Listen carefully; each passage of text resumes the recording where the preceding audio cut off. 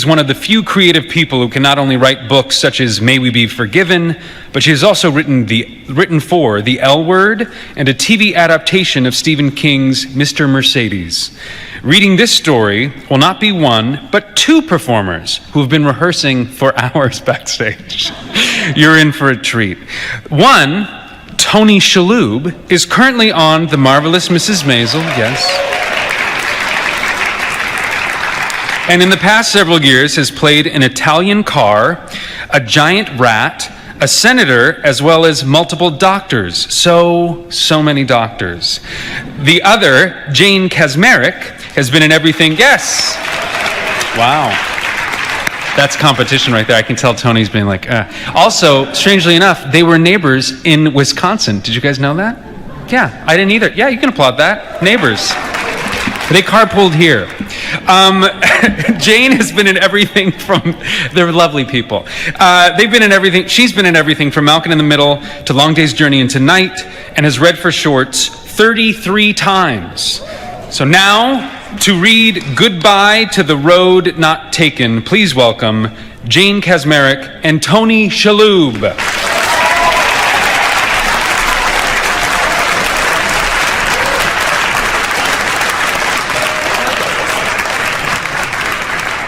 Why mine is bigger than his. I do.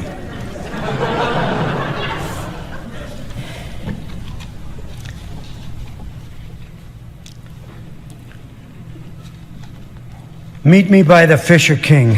Where? Near the deli that closed. It's near the place we used to go. The first place or the second place? It depends on how you define it. What will you be wearing? It's not that kind of a meeting. If you're not on one corner, you'll be on the other. Even from across the street, I'll see you. It's like not like I don't know who you are. I'll have an umbrella. These days I always have an umbrella. I like to be prepared, and I've discovered it has many uses, almost like one of those utility tools, like a pocket knife. 2 days pass. So, here we are. Imagine that, me bumping into you here on this corner, where in the past we spent so much time waiting for the lights to change.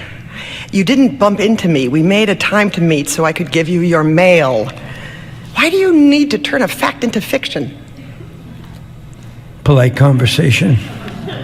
And by the way, why this corner and not the usual? Oh, I say, knowing exactly what she is talking about.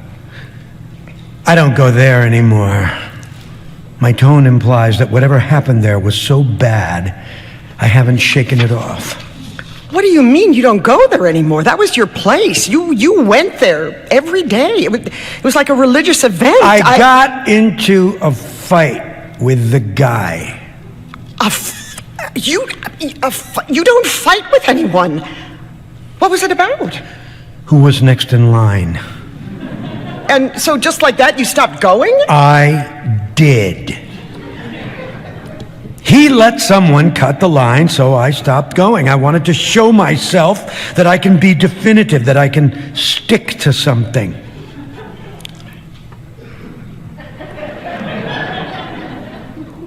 You seem upset. Well, it's a little frightening. The idea of you, this little Hamantaschen, getting into a fight. I'm sorry if that sounded anti-Semitic. When one Jew insults another, it's not anti-Semitism. It's self-hatred. Half Jew, I say, as if it makes it better or worse. I just can't imagine you getting into a fight. Who was the guy that thought he was in front of you? No, a woman with a stroller. Her stroller was in front of me, but she wasn't. She wasn't even with the stroller, nowhere near. She was going up and down, looking in the cases, and I was standing there, stuck, trapped, trying to entertain the inhabitant. You mean the baby? I mean the inhabitant. A blob of flesh with an enormous bobblehead. Babies have big heads. It didn't move, but its eyes kept rolling around trying to get a read on me. It was sucking its bottle, totally self-satisfied. Like everything in life came so easily, so naturally, it made me crazy. You were jealous of the baby's contentment? His eyes were enormous, like the heads of octopi. Really? It felt that way. And then what? Who's next? The guy called out. I am, I said, raising my hand. I'm next. I'll have a half a pound of Nova. The woman with the baby says, from the other side of the room. The guy looks at her. Half pound? I would do more, she says, but it's so expensive. It's not your turn, I say. You're not next. She doesn't even look at me. It's not all about you, I say. I may or may not have added another word, a word that would not be a good word. I can't remember if I said it out loud or just in my head. What was the word? The B word. Well, at least it wasn't the C word. The guy just looks at me. Maybe it was the word. Maybe I actually said the word. I have no idea. Anything else? The guy says to her as he's wrapping the fish. Is the macaroni salad house-made? She asks. Then I lost it. Her stroller is parked here, parked and unattended. That does not equal a place in line. It's a fire hazard, I shouted. Foul ball on the 6 and 10. She stares at me. Oh my God, she says. Will you just stop? Her voice is more grating than horseradish on a blade. And now, the guy behind the counter has something on his finger, something kind of yellow and shiny. He leans forward and like magic, the octopi pulls his bottle out of his mouth and the thick finger goes in. A little something for the baby. What was that? The woman screams, still on the other side of the store. Oh, butter, the guy says. My mother used to give it to me like that, a little bit on her finger, she'd say. I'm gonna butter you up.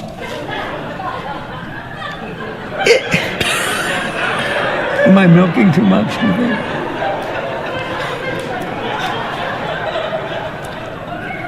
Is it organic? The woman asks, panicked. Are your hands clean? Big man wipes his hands on his apron. It's New York, he says. Everyone in the store is now staring. I turn quickly and try to get out of there. My shoe gets hooked on the stroller because, of course, it's not a regular stroller. It's a massive thing, a stroller the size of a Buick, and it's been all pimped out. It has enormous tires, like it's also a dirt bike. And my foot gets stuck in the hole of this fucking all-terrain tire, and I'm still trying to walk forward, and everything is going haywire. All I want is to get out of there. And the woman comes over, and she's hitting me with the Nova all wrapped up, and she's telling me to stop touching her child, who, of course, I'm not touching, but the stroller is tipping over, and it looks like I'm kicking it, but of course, I'm not kicking it. I'm just moving my foot back and forth trying to get free. It was awful, beyond awful. Did the octopi fall out of the stroller? Oh, the octopi was fine. The stroller tipped, but he was entirely strapped in. He never knew what happened. The thing even had a roll bar. He never even let go of his bottle. Just clutched it the whole way over. Well, it was amazing that no one was injured. I was injured. Did something to my knee. Barely got out of there alive. Probably need physical therapy. Yeah, that might be the least of it. It just doesn't sound like you. You don't really have what I'd call a temper. A yellow cab comes around the corner, cutting in too close. I bang on the hood with the handle of my umbrella. "Butt fucker!" I call out. Butt fucker? That's all I could think of. I had the butter on my mind. Butter fucker.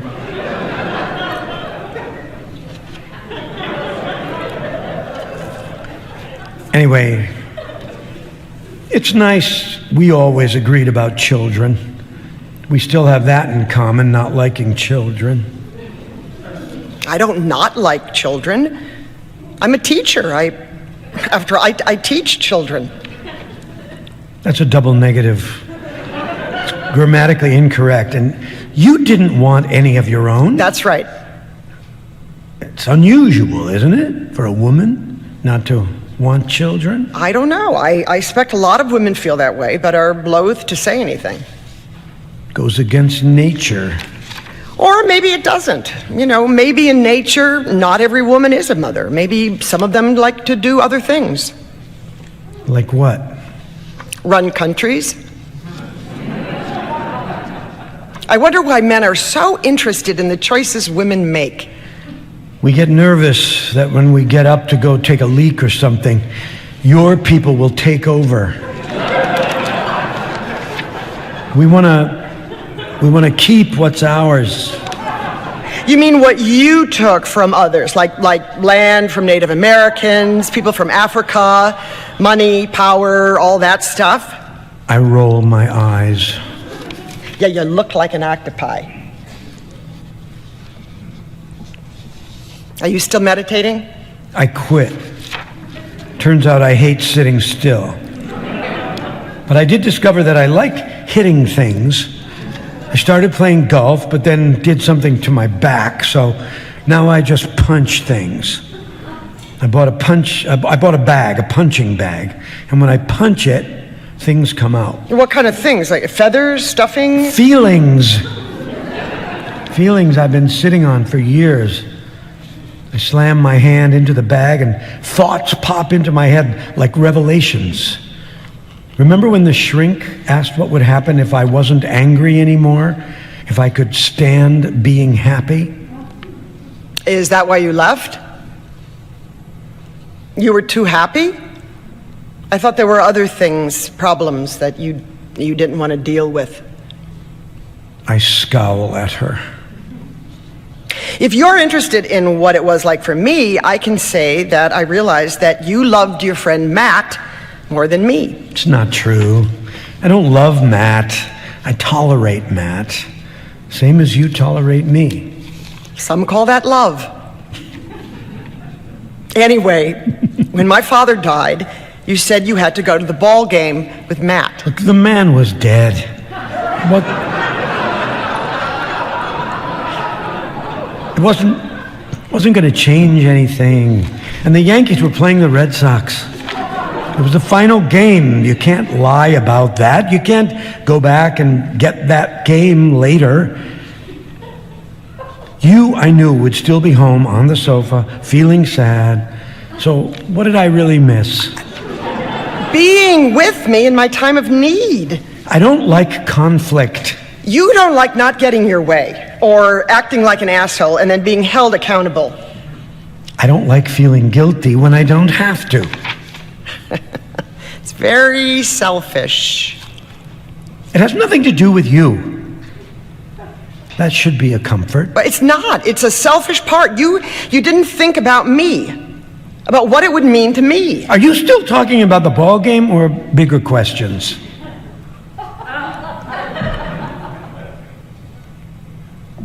I left. It was a matter of life and death. Like the baseball game? How much more serious could it get? There was always something more, something worse, something to look forward to, something larger than oneself. It's just too bad you're like this. I think this is what your therapist meant when she wanted to know if I'd find your anxiety overwhelming. At the time, I was surprised by the question. I hardly knew you, and I've come to understand that your anxiety is so important to you that you can't live without it. Who would I be without worry? We walk a little farther. You are too perfect. That is so you. You are blaming me for your problem? I am not perfect. To me, you are perfect. It drove me crazy. Your problems aren't about me. No. But I kept lowering my expectations. Of me? No, of myself. You were fine, happy, satisfied. Everything was going along as planned. Yeah, I thought it was. Exactly. Exactly what? You know what? In the end, it is you. You have an ability that I don't. You can shelter yourself. You can elude detection. You can hide your feelings. I can't. I can't protect myself. So I gave up on all that, and I'm hurling myself into all kinds of things. What kinds of things? Well, women, for one. Well, you should know better than to tell me that. We're friends. No, I'm your ex. It's too soon. God, you are such an ass. I wouldn't smile. I wouldn't smile if I were you. Why not? Because you have poppy seeds in your teeth. I can't help but smile. I like it when you say I'm an ass. I was so good for so long, and now I just listen to you calling me an ass, telling me I have poppy seeds. It's great.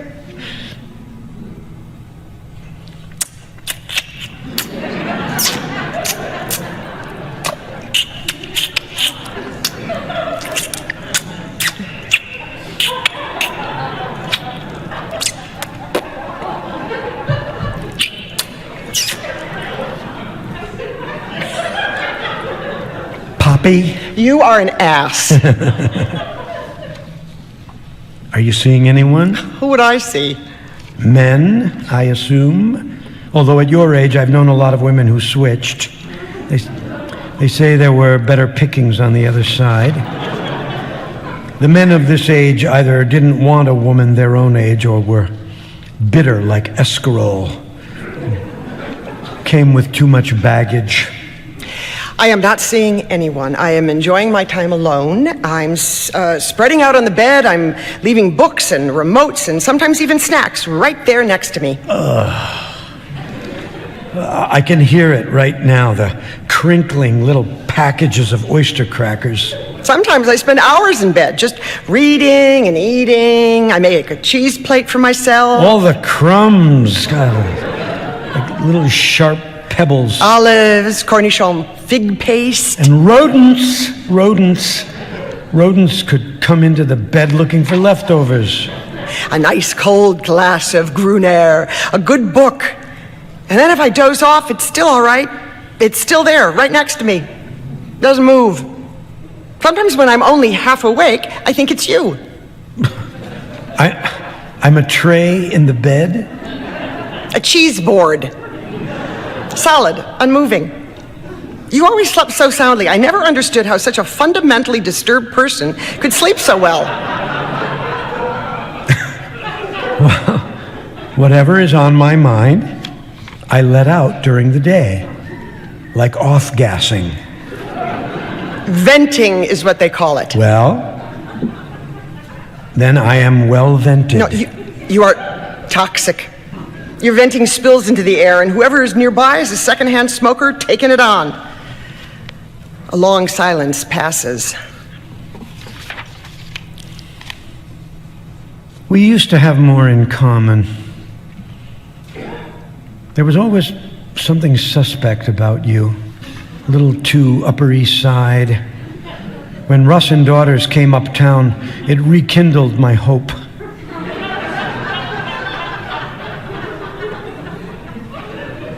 But life is not a Knish. We went to couples therapy, but whether it was upstate, North Fork, or God forbid a weekend in the Hamptons, nothing was right for you. Black flies, blood-sucking ticks. I wanted an apartment in Paris. Is that so bad? I'm not a person who does well in nature.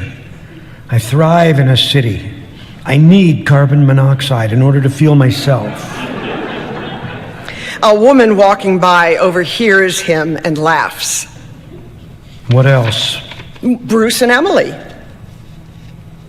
Bruce and Emily, the couple who also had no children. At a certain point, it comes down to that. People without children don't spend time with people with children. The landscape changes. What about Bruce and Emily? You didn't hear? Hear what? Kaput. Divorced? Dead. What are you talking about? Car accident upstate. When? 3 weeks. How could you not know? No one told me. Who was driving? Oh, for only you would want to know that.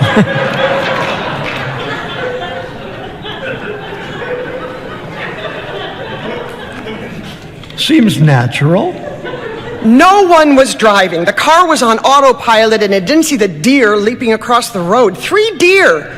The car hit them all like dominoes. God, were there any survivors? The cat. He was in the back seat in his Carrier. The Carrier was in the rear wheel well, so Bruce took the brunt of the impact. What happens to the cat now? Well, he's gone to live with her sister. The lesbian? Yes. I bet she already... Yes, yes. I say, anticipating what he's going to say. Cats. You can't make it up. No, you don't have to. A pause, and I reach into my bag. Before I forget, I immediately start making moves on the sidewalk, bobbing and weaving, trying to dance away. what are you doing? It's like he's playing this weird game. He's one of those inflatable things outside of a car wash, when the arms blow this way and that way. Seriously? What are you doing? That's the question to be asking here. Are you serving me with papers? Suing me for all I haven't got? I've got your mail. It's from your college alumni institution. They're always the last to know. I think it's a copy of the talk you gave in January, the copy you asked for, that you like to have copies of everything you say. After all, you are the man who starts every day by writing his own obituary. It's not my obituary, it's my biography. Well, that's what you say now, but you used to call it something else. Well, I like to keep it fresh. It's all about the road not taken. I don't follow. Well, for example, I went with you and not that other woman. Joan? I met you both on the same day. Joan has a prosthetic leg.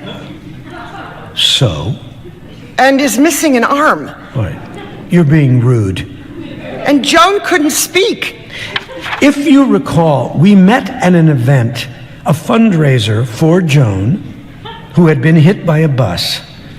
She was wearing a sign around her neck, "I'm Joan." It wasn't a sign, it was a shirt. She was wearing a t-shirt that I made for her. It said, "I'm Joan, I was hit by a bus." And she had little cards that she gave out with her good hand that said, "Thank you." Everything I say, you twist it and make me feel like an ass. I can't make you feel like an ass. That's your own thing. And by the way, Joan was a brilliant violinist. You just said was, not is. Did something happen to Joan? Something more than getting hit by a bus and losing an arm and a leg and the power of speech?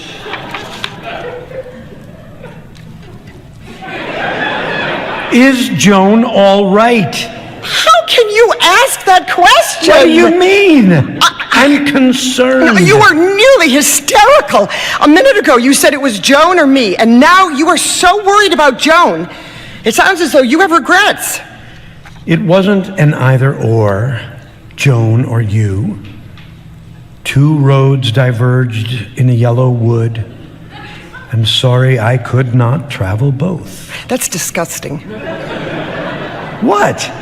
A yellow wood? That's racist.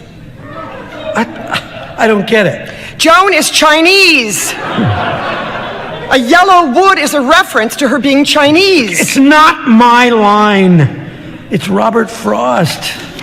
You have a way of worming out of everything. And by the way, Joan is fine. She hooked up with her physical therapist, and they're running marathons.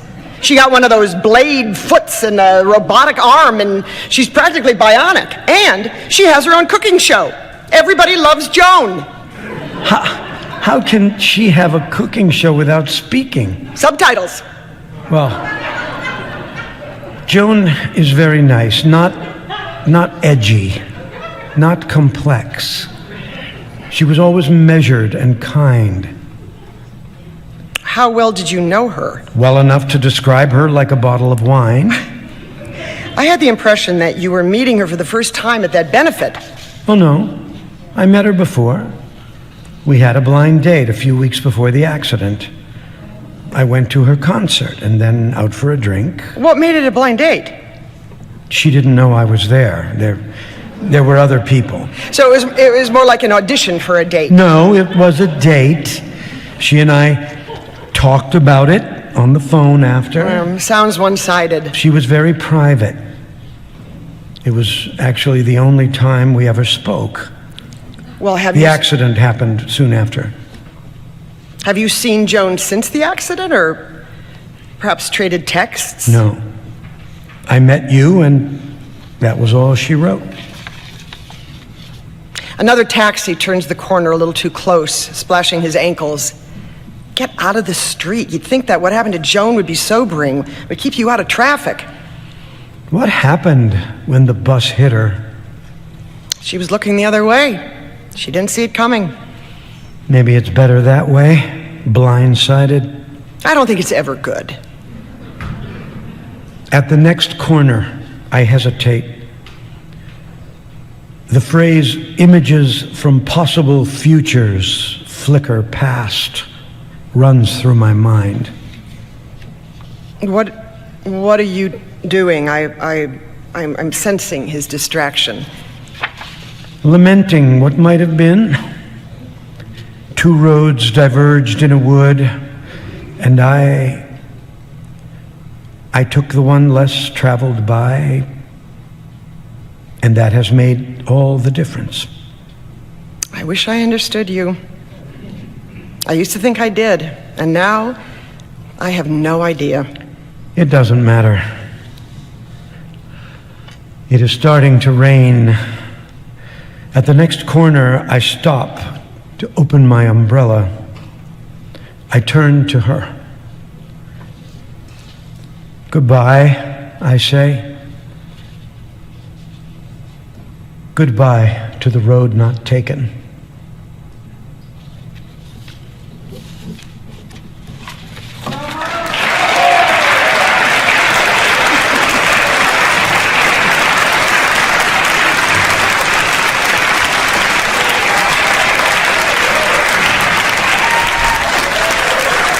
Jane Kaczmarek and Tony Shalhoub, everyone.